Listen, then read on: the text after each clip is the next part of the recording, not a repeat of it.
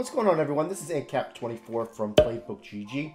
In this video, we're going to talk about constructing a salary cap lineup and show you the best way to maximize your chemistries while keeping your cap as low as possible. Now, if this is the first time checking out our channel and you want to win more games playing Madden, hit that subscribe button below. Don't forget to also click that bell icon to make sure you never miss any of our videos. So I decided to put this salary cap lineup together in the spirit of the last chance qualifier, in which I wanted to kind of break down how you can construct a team with the least amount of cap possible using these flex positions and certain players to maximize your chemistries. And what you're going to see here on the right side, you got Lockdown as one of the chemistries I've chosen to use, and I've got 30 for 30. With Go Deep, I got 30 for 30 as well. If you go a little bit further, I got 30 for 30 Sprinter and whatnot. It's a really well-constructed lineup to really maximize your chemistries. And the reason why I'm able to do that is because I'm using certain players that have the ability to get chemistries without getting any cap added to them, as well as players that have the lowest cap possible with the ability to have chemistries, okay? So as you can see, I got this team here, and then I've got these players. Let me explain exactly what I'm talking about. If you look over here with Sean Lee, he's got 10 cap, but he also has the ability to get that LD chemistry, which is the lockdown chemistry. And as you can see, what he does to help you with that is you get 3 extra catch, 3 play rec, you get 3 extra man end zone coverages. Okay, so using that player, he is able to get powered up and get to a 10. Now, other players in his position won't be able to do that. So let me show you here. If I'm in a right outside linebacker and I'm looking at different power players, I'll go ahead and pick just a power up that I have. I'm sure I've got one that's a little bit different here. Let's go to Terrell Suggs, okay?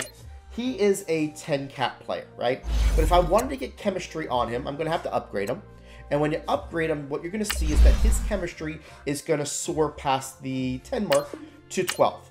So a player that you want to put in your flex position or just a fill-in player and also get your chemistry is going to be one of those 10 cap players if you can, right? So I'm just doing it right here so you can see once I put the lockdown on him, he stays at 12 chemistry. Obviously, by using our original player at 10 cap in Sean Lee, is going to save us 2 cap. Now I'm going to go to a little bit further, and I'm going to change my lineup here. I'm going to do a constructed lineup that I went and made sure that I gave you every single low cap option that's out there. It's called my 10 cap with chemistry lineup, right? And we're going to go through this lineup and kind of give you all the hidden gems. So on defense, I already talked about Sean Lee. When you power him up, he's a 10 cap.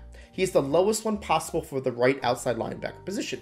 If we go to the left outside linebacker position, Nigel Bradham is the same way. You could put chemistry on him and he will get a 10 cap. That's not found in any other player. Now, for the middle linebacker, unfortunately, there are no 10 cap player options, but the 2 best are Danny Trevathan and Jordan Hicks. Both go to the 12 cap. Now you go to the free safety. The lowest cap person you can do this on is Devin McCourty. Now, do keep in mind that these players are going to be players that you're going to be putting in flex positions. You don't actually need to use a second free safety. However, the strong safety position, see how the second one's required? A really great one would use is Micah Hyde. He's a 10 cap that's got the ability to put lockdown chemistry on him, so you can keep the chemistry but still keep the cap low. Now, when it goes to your cornerbacks, the best that you can do is 12 cap.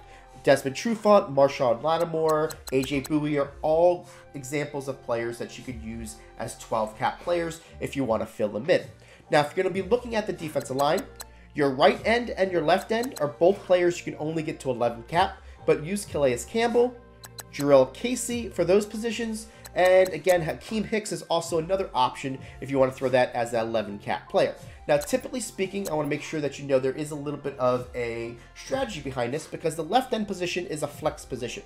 Typically, you would not want to use an 11 cap player on a flex position. You'd want to use a 10 cap player. And I'll get more into that on the offensive side of the ball of ways you can do that. Another way you can do that is maybe use your flex position at the defensive tackle. Say you've got a starter here and you want to put Damon Harrison, who is a 10 cap, and Linville Joseph as a 10 cap. You're going to want to use one of those players as your flex position before you use an Akeem Hicks as an 11 cap, so you can save yourself one, right?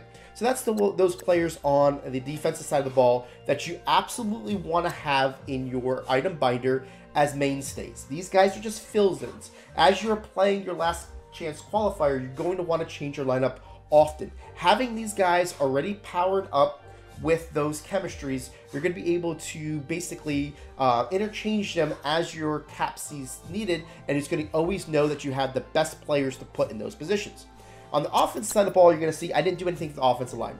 You shouldn't have a flex player for your offensive line. Their cap is more than 10, 12 caps. You want to make sure that you put your flex positions in players where you can have cap savings.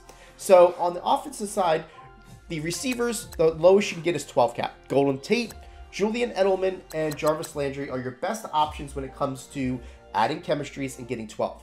Now, as far as your running backs, James Devlin, best one for a fullback position. You could put the chemistry on him. He gets 10. If you want to put your flex position as your quarterback, Matt Ryan gets that chemistry and only has 10 cap. And then for your running backs, what you're going to see is that David Johnson's got 10 cap, and so does Le'Veon Bell. Both those players, you get the free added chemistry without having the cap added on.